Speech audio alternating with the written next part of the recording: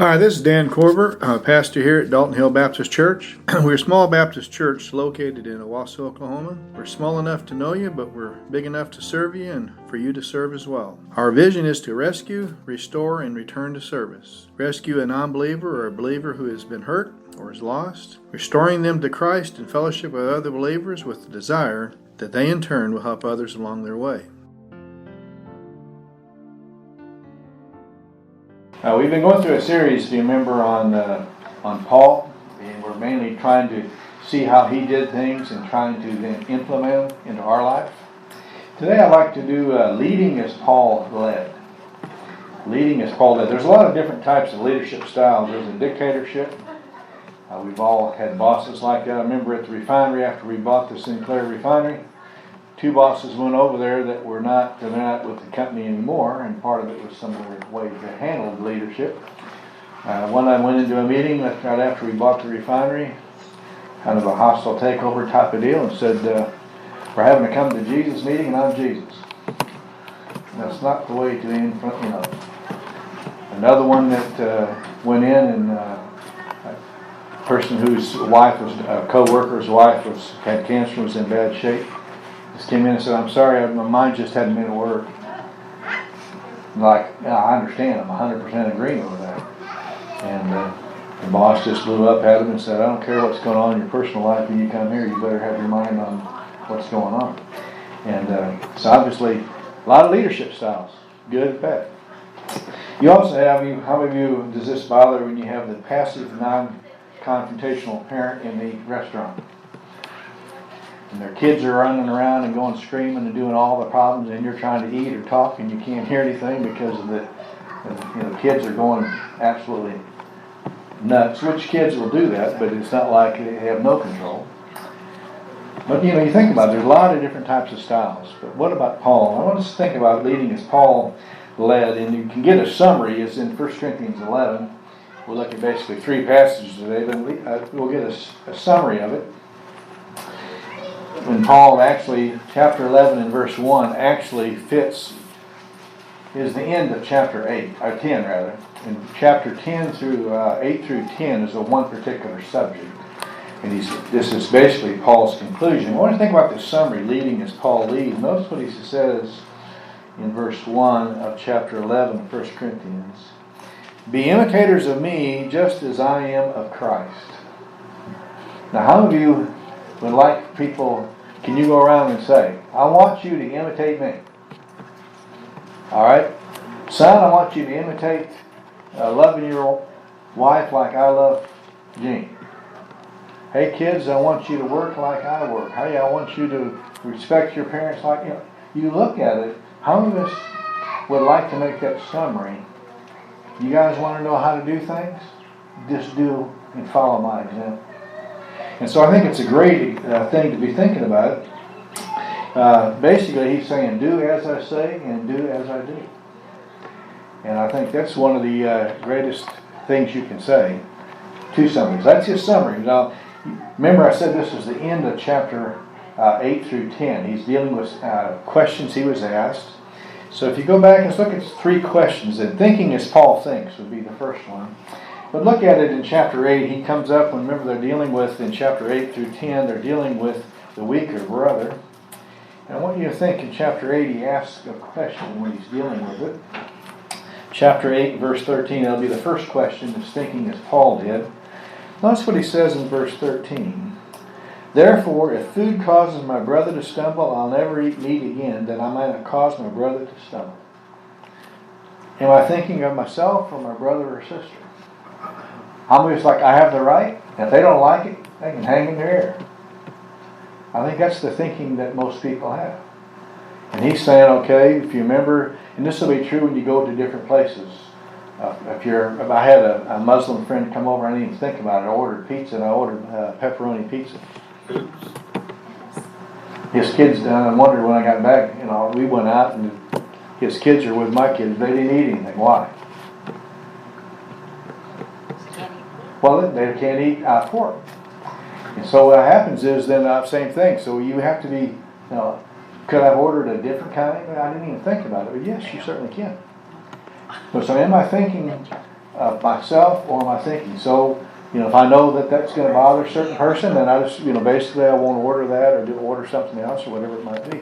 And so I think it's the first question, thinking like Paul does, am I thinking of myself or am I thinking of my brother? In chapter 10, he'll give you a couple of more questions, and you're thinking like Paul does. Look over in chapter 10, and you'll notice in verse 23 and 24. A couple of more questions we can ask. You want to think like Paul does. All things are lawful for me, but not all things are profitable. Think what I just said. Was it lawful for me to go order a pepperoni pizza? Was it profitable? Nope. All things are lawful, but are all things edifying? Is that going to build up his kids when they're trying to live under the teaching that his dad had given? No. So second question you can ask, are my activities profitable and edifying myself or edifying them? Obviously my kids love pepperoni pizza. But they felt terrible. They were the ones that were getting on me too. Why'd you order a pepperoni? Didn't think about it. But thinking like Paul does, am I thinking of myself or my brother? Are my activities profitable and edifying myself or my brother or my sister? You notice the third question he's going to come down to. Notice in verse 31 down to 33, before he says imitate me, notice in verse 31, whether then you eat or drink or whatever you do, do all to the glory of God. How many things are we supposed to do to the glory of God? All things. Everything. So again, the question comes down, is this glorifying me or is this glorifying God? And if it's not glorifying God, and it's glorifying myself or whatever it might be, I shouldn't do it. So you notice you go down, he says, give no offense either to Jew or to Greek or to the church of God, just as I am pleasing all men in all things, not seeking my own profit, but the profit of many, that they may be saved. And then notice he said, be imitators of me like I am of Christ. So the three questions then, am I thinking of myself or my brother or sister? Second question, am I thinking like Paul, are my activities profitable and edifying me or my brother or sister? And third, are my actions and my words bringing glory to myself or to God? When you start asking those questions, gray issues change to more black and white. Let me give you an example. This isn't to brag on me. This happened at work this week. Actually happened Friday. We got two new vac drivers driving around. What they do is they suck out the product out of my tanks and out of 55-gallon drums and stuff like that and send it back to the refinery. Well, the first one comes up and he's sucking stuff out, and it's a 2-inch hose, and they don't normally stuff's 3 or 4 inch because it's larger, get a lot more volume, but my stuff's 2-inch.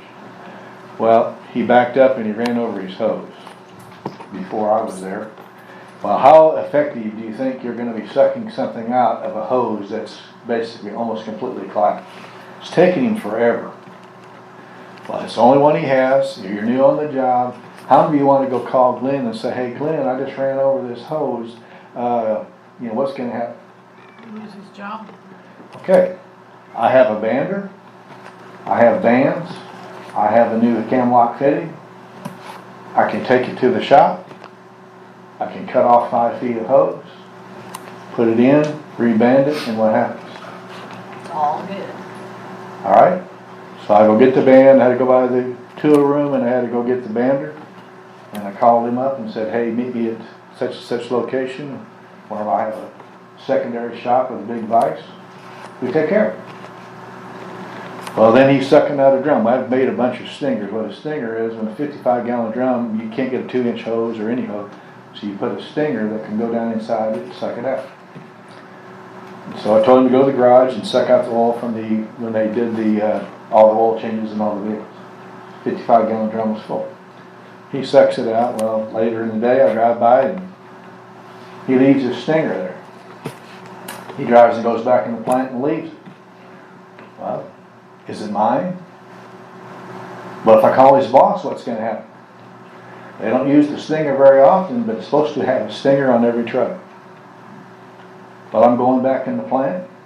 Can I pick up the stinger and put it on my truck and say, hey, I'm at such and such location, come by? He comes by and he's very, very thankful. Okay? Would that cost me that much time? But did it help him out? The other one on the other side in the east plant, he just a new vac driver, and didn't know where my tanks were, didn't know what the world to do. So I go over there. He's supposed to be trained, but you go over there, and then I also tell him, I said, also you need to open vents. What happens if you don't open a vent and you suck it out? There you go. Exactly right. You're going to collapse the sides of the tanks. So I had to tell him. He then called me. How do you vent this one to a different one? Okay, am I going to call the boss and say, you got this guy over here, he doesn't even know how to do it, or he sucks in it? You just tell him how to do it. You're there to help him out. And then you move on. He'll remember the next time. I doubt the guy's going to run over the back hose again, and I doubt the other guy is going to forget how in order to vent something. That's the whole goal. Am I thinking of the other people, or am I thinking I want to make a name for myself, or do whatever, or calling the boss, or doing whatever you might do?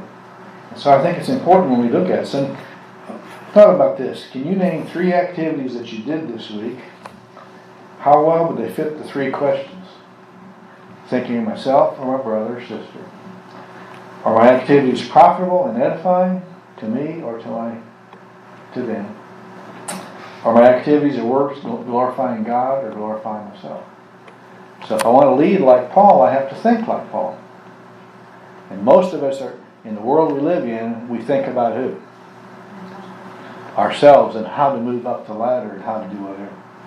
Second one, what about showing? This will be over in 1 Thessalonians. Showing as Paul did. So we have to think like Paul does, but we also have to show like Paul did, or a public display.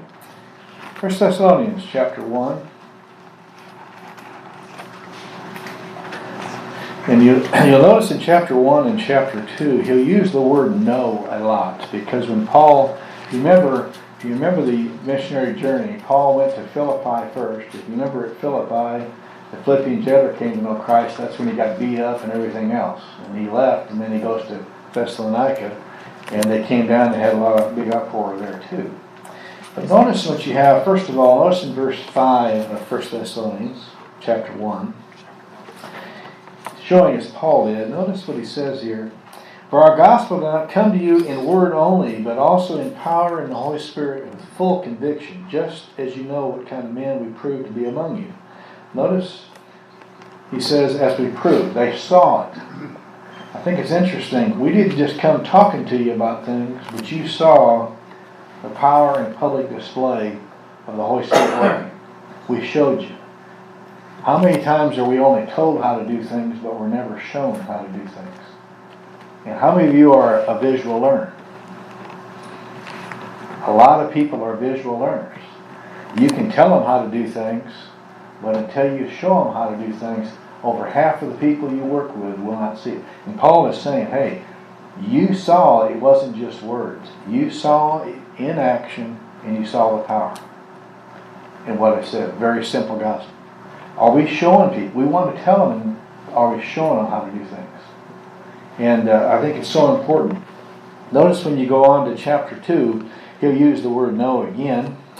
Notice in verse 1 and 2 of chapter 2, so we power in the public display. Notice in verse 1 and 2, for you yourselves know, brethren, that our coming to you was not in vain, but after we had already suffered and been mistreated, so physical and mental things at Philippi, which I just mentioned to you in Acts 16. And as you know, we have the boldness in our gospel to speak to you the gospel of God amid much opposition. Again, the public display. You saw when I came, you knew what we came from.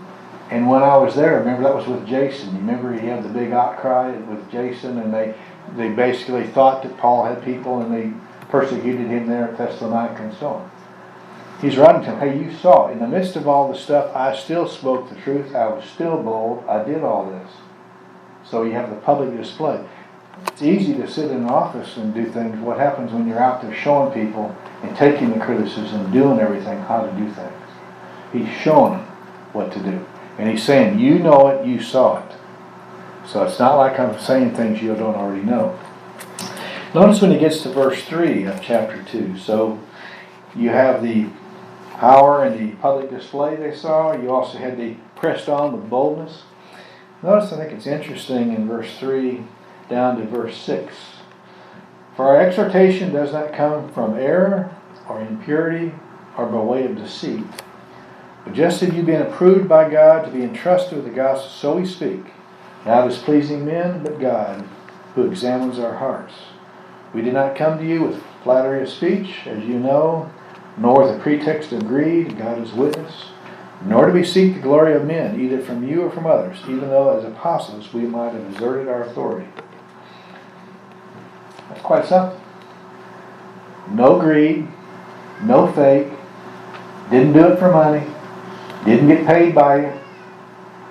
You saw everything. We did it out of love for you, to help you, and it's public knowledge, you all know it. One of the greatest things you can do is to show people. It's easy to say things in one thing, or you're showing them the other. And Paul says, hey, when we were there, we came with public display and with power. We presented the gospel among opposition. We still did it.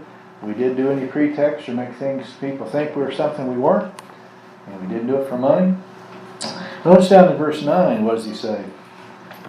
Verse 9, you recall, brethren, our labor, our hardship, how we work night and day so as not to be a burden to any of you. We proclaim to you the gospel of God. What's he saying there? Why is he working night and day? Support himself. Support himself. We didn't charge you. You're our witness. I'm making tents and doing this to make a living, and then I'm doing the gospel and I'm helping you over here. Nothing that I do is pretext. You're a public witness. I never took it down from you. I helped you out. So not only are we need to think like Paul, we need to show public display that people realize Paul was doing these things because he loved them and helped them. Notice what also you have, the proclaiming free. Notice in verse 10. You are witnesses, and so is God, how devotedly, uprightly, blameless we behaved toward you believers. How many of us can say, hey, I did everything with purity, blameless, without spot. Everything I did, nothing for my glory, no pretext, everything. I've told you how to do it. I proclaim it. I want you to think like I think. I want you to show like I did. Now when you think about that, do my actions both publicly and privately match what I proclaim? What about my motives? I was, anytime after a holiday, one of the most difficult holidays you have for Gene at the post office is right after Martin Luther King. Whenever you're closed for that many days, what happens the next day when you open up? You have all the mail and everything comes up. She goes in at 6, went in early. She has 750 boxes to go to. She had 283 scans, boxes. Not only the mailbox to deliver the mail, 283 boxes are, when people order things to deliver. 22 certified. The certified is a letter and you have to go to the door and get a signature. Now you're getting home, you get off after 6.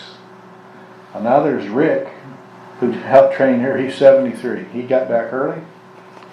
Eyesight's not that good. They sent him out on a route he doesn't know. He doesn't know how to use his phone. So he's supposed to be delivering packages to areas after dark where you don't know where they are, and you don't know how to use GPS. You can't punch in the number and it tells you to lead you to that house. Now, how well is he going to do when he can't see? So Gene and Lisa then went to go help him. Did they have to? No. Because they cared for him and they wanted to help him out. So now she gets off at 9.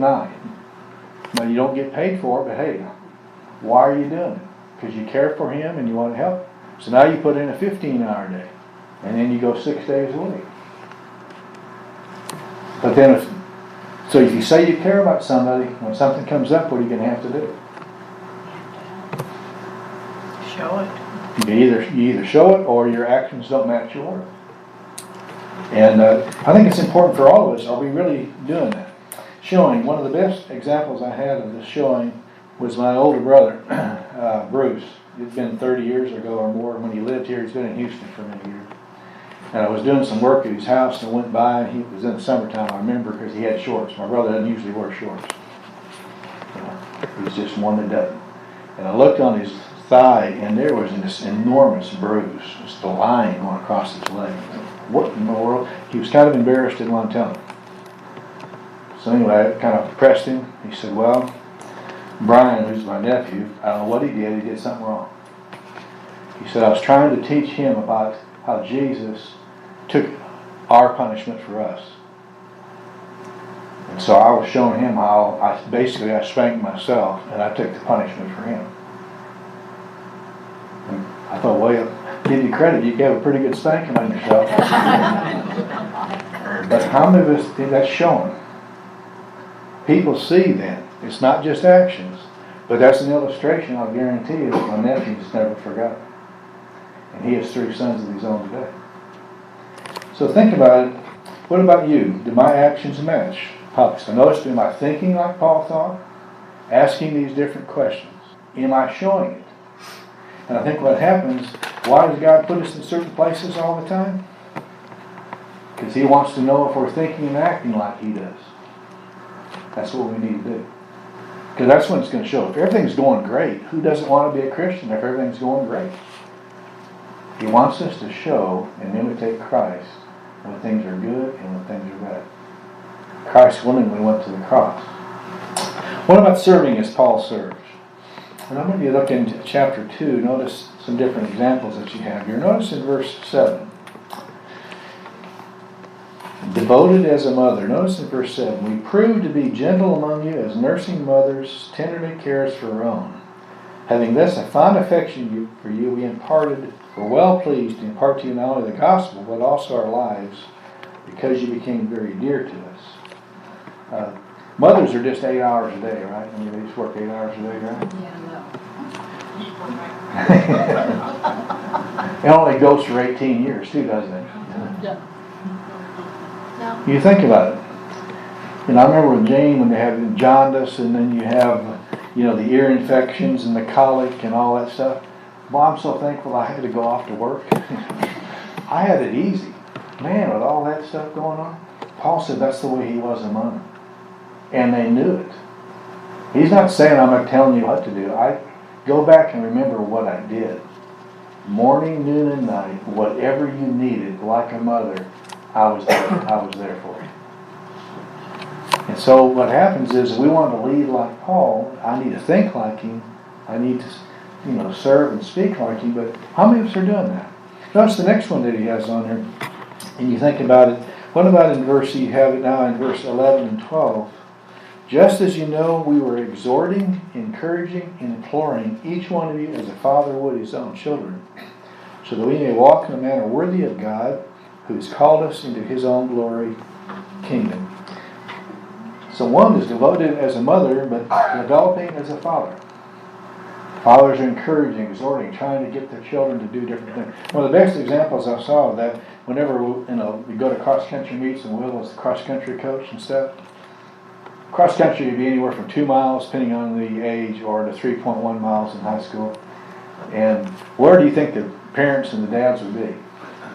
They'd be at the starting line, and cross-country leads them all over the different stuff. They then run across the track. When do they need that encouragement the most? The first mile is okay. It's that middle mile. And that's when their times would run. Well, they'd run across the course, and they'd be right there in the middle to encourage them, right? Keep them going. And boy, it's amazing what happens when they come around and they hear that encouragement. They'd speed up again. And then the dads would run where? To the end. All the way to the end, and then do what? Yelling and encouraging them again. How many of us are doing that for our spiritual children? We're encouraging, we're exhorting, we're doing different things to help develop. We don't want to do like Ephesians, and Paul says, don't provoke them to things and have them lose heart, but encourage them. Will I had to give some of his parents, dads, credit. They had some sons that were not very athletic, even though they were on college scholarships themselves and track and different things. That's hard when you are a college athlete to encourage your son who is not even a very good high school athlete. But they're there encouraging them to be the best that they can be. And I think we need to do the same thing. Am I exhorting someone to be the best that they can be? I had another dad who had 2 children, a son and a daughter. I've coached basketball. And both of them ended up with college scholarships. But what happened, and he was also head coach in his day, and he would get so verbal with his yelling at the refs and yelling at his kids that he would get kicked out of different games. Now, how good do you think it is when you're at a Christian school and one of your fans keeps getting kicked out of games? And you'd have to go talk to him. I promise I won't do it again. I'll keep my mouth shut. But what do you think happened to his kids? When he made such an embarrassment on them, their game was finished for the rest of that game. They wouldn't play very good because of how embarrassed they were of their dad. I think it's important for us. Are we encouraging the right, but not also, they also have to allow them to be them, but then don't be so embarrassed. And I think we can really have a lot we're taking. So, am I devoted like a mother? Am I developing as a father? But then notice when you get to chapter 3, notice what also happens. Therefore we cannot endure it any longer. He's concerned about it. We thought it best to be left behind at Athens, and we sent Timothy, our brother, God's fellow worker in the gospel of Christ, to strengthen and encourage you in the faith. And then notice in verse 10, as we night and day kept praying most earnestly that we might see your face and may complete what's lacking on your faith. Dedicated. Did Paul want Timothy with him? Yes. But he's so concerned about them, he said, I'd rather be left here alone and you go check on them. Because I care more about what? About them. Same thing happens for all of us now, and you know a lot of you are helping taking care of grandkids and different things like that. That's important to think about it as the spouse or whatever. Am I caring so much about myself or about the kids and the grandkids? And hey, I'm going to have to allow for things because I care enough about it. So stop and you think about it. We look at it then, if you think about it, if I want to lead like Paul, am I thinking like him? You have the questions. Am I showing? A lot of people tell you how to do things, but they never show you. And then am I serving? Let me ask you some questions this in closing, and then we're going to sing that song. Think about it. Am I willing to serve morning, noon, and night as a mother does, caring more for the child than personal comforts? That would fit a mother, wouldn't it? I'm sure she just wants to get up at 2 o'clock in the morning, right? And how many times do you sit there and you heard it but pretended like you didn't so that she would hear it, so she would get up? Alright? Do I desire the godly development of a child as much as their physical development? How many times as dads do we really work hard so they'll be a great ball player or they'll be able to make a living, but we never train them spiritually? And I think that's one of the greatest things and needs we have in America today is dads have they train their children how to be godly leaders. Third was the question, do I think of others, their interests, their feelings, or just my own? The tendency to think of who? Isn't that what Paul says in Philippians 3? Don't think of your own interests, but also the interests of others. Have this attitude in you, which was in Christ Jesus. If Jesus was thinking of himself, how do you think he would have died on the cross? Who? Alright, the last one. Do my public display match my private display or profession? I say this in public, but when at home, does it match it? That's really what the question comes down to. So think about it. When you think about it today, then, leading as Paul led, thinking, showing, and serving. We'd love for you to come and visit with us and fellowship with us. We're located at 8263 North Owasso Expressway, which is on the east side of Highway 169 North, between 76th and 86th Street North. We have coffee and fellowship from 8:30 to 9 Sundays, followed by Sunday school for all ages from 9 to 9:45, and our Sunday morning worship service is from 10 to 11. We likewise have a Wednesday night service for all ages from 7 to 8.